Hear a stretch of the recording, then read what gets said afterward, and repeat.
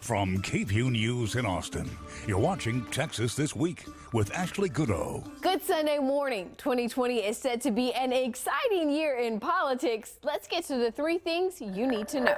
Dozens of new Texas laws went into effect on January 1st, ranging from decreasing the rate cities and counties can increase your property taxes without voter approval, to putting an end to surprise medical bills, to changing prize rules for bingo games. You can read about the new laws on KVUE.com.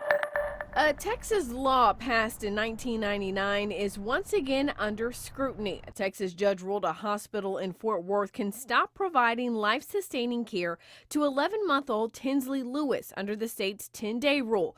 The law basically states when doctors believe they are doing more harm than good by keeping a patient alive, they can get the hospital board's approval to stop care. Patients or families then have 10 days to find a different facility to admit them. If they can't, the hospital can stop giving life-sustaining treatment on day 11. Governor Greg Abbott and Attorney General Ken Paxton are backing the family in this case and say the state is prepared to support Tinsley's family all the way to the Supreme Court if necessary. The lone Texan in the Democratic race for president has dropped out. Former HUD Secretary Julian Castro suspended his campaign Thursday. That leaves 14 Democrats vying for the party's nomination. The number of Democrats running for president may be decreasing, but that's not the case in the race to challenge Republican U.S. Senator John Cornyn. There are 12 Texas Democrats in that race, including Annie Garcia, a small business owner and founder of the nonprofit OpHeart, which supports children born with life-threatening heart defects. We sat down to discuss her campaign. For our viewers who may not be as familiar with your campaign, tell us a little bit about yourself and why you're running for the U.S. Senate. Well, so my name is Annie Garcia, and I was actually raised up the road in Georgetown, Texas. I went to Rice University, and then I came back to town to get my JD at the UT Law. I live in Houston now. I have 2 small businesses and a small nonprofit organization. Pero quiero decir que también yo viví por 2 añitos en Ecuador, 4 más en España. Und ich hatte auch die Gelegenheit, in Deutschland 2 Jahre zu verbringen. I like to tell people that only thanks to a Texas public school education can I ask for your vote in English, Spanish, and German. As to why I am running, it's a great question. I've never run for anything before. And I think it comes down to really 3 points for me. One is that I'm just fed up. I'm fed up with how hard it is for people to live in this country, and it's only getting worse. And I'm fed up with politicians that say they're going to fight for us, but then, you know, there's no action taken. I also feel like we're running out of time. It would have been nice to have a nice long resume of political achievements, but the reality is that our planet is literally on fire. And when we have elected officials that can go on Fox News and say that our president deserves a 3rd term because of the crimes he's committed in office, we're in serious trouble. So I feel an incredible sense of urgency in the moment that we're in. And then finally, I would say, as a Texas Democrat, I'm pretty tired of losing. And I know that we can regain John Cornyn's seat. And not only that, we can get our Democratic presidential candidate the Electoral College votes. We can take back our Texas House. It's an incredibly important race, but we have to have the right candidate. And I didn't see that. I didn't see anybody that had the political courage, the moral integrity, or the work ethic, frankly, to inspire people again in how good government can be. So I entered the race. Besides the obvious differences between you being a Democrat and Senator John Cornyn being a Republican, what is it about him in particular that made you want to challenge him for this seat at this time? Well, I feel the urgency of where we are now. It's not just his seat, it's what happens in our Senate. It's what happens in our state. And John Cornyn is, I mean, he carries the water for this administration. Name one thing that he has done that has helped Texans. We are separating children from their families at the border. We are losing children. We have children in our custody that are dying.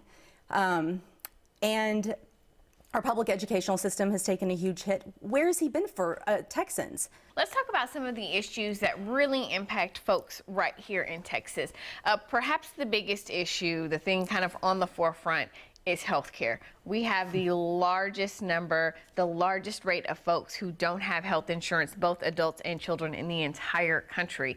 How can we begin, in your opinion, to address healthcare and access to healthcare? Well, so I have a personal story about this. My daughter was born with an undiagnosed heart defect. At 6 weeks old, we took her into the emergency room. She was barely breathing, and she ultimately would be diagnosed with this heart defect. She ended up having 2 open heart surgeries and was in the ICU for 12 weeks. We didn't have insurance, but we were in Spain, so we didn't need health insurance. She got $1.5 million of treatment, and had that happened in the United States, even with insurance, co-insurance, it would have been a $200,000 bill for us. That would have broken our family financially. And it's not just the lack of coverage. 25% of Americans don't have adequate coverage.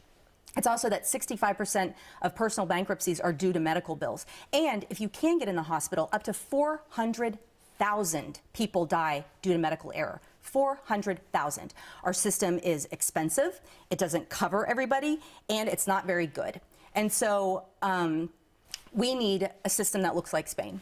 We need a system where every person never hesitates to take their child into the ER because they're worried about how much that bill is going to be. Another issue that we unfortunately are faced with, and just recently are faced with, are acts of mass violence. We just had an act happen in White Settlement. We recently saw what happened in El Paso, what happened in Midland, Odessa.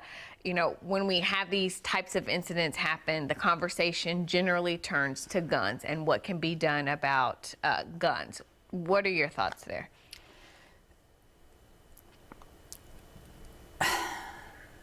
I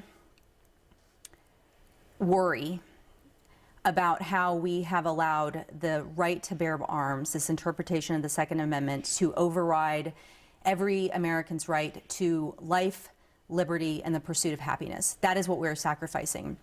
It makes no sense that in this country we lose 40,000 people every year to gun violence. We are such an outlier in comparison to any other country in the world, almost, except for Brazil. Any other country, any other industrialized country, we lose more people in this United States in 1 week,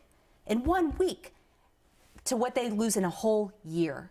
This is because of the proliferation of guns, and that's what we need to focus on. And absolutely yes to all the low-hanging fruit. We need to close the loophole on private gun sales. We need to do background checks. We need to take weapons of war off of the streets. But we have to be smarter and more clever. We require drivers to have liability insurance. We should require gun owners to carry that same liability insurance. Insurance companies' entire business model is assessing risk, and we need to stop going and putting that cost onto society and instead making gun owners responsible for their own liability insurance. You can learn more about Garcia's platform at runannierun.com. And now, the last word. As we begin this new year, a lot of us are filled with excitement and optimism, hope for the type of fresh start only a new year can bring. And this new year promises to be filled with excitement. It's the Roaring 20s after all. But as you build those vision boards, set your intentions, and mark your calendars, I want to ask that you remember to resolve to get involved. This year, you will have several opportunities for civic engagement. The start of a new decade means there is a census providing data that is critical to our country. It will take you all of 10 minutes to fill out the form, and this year, you can do it online. And yes, 2020 is a presidential election year, but please don't wait until November to hit the ballot box. Your first chance to vote is 6 weeks away with the start of early voting for the March primary. Of course, this means your last day to register to vote is less than a month away on February 3rd. So hop to it, people, and let's make 2020 the best year yet. That's the last word, and this has been Texas This Week.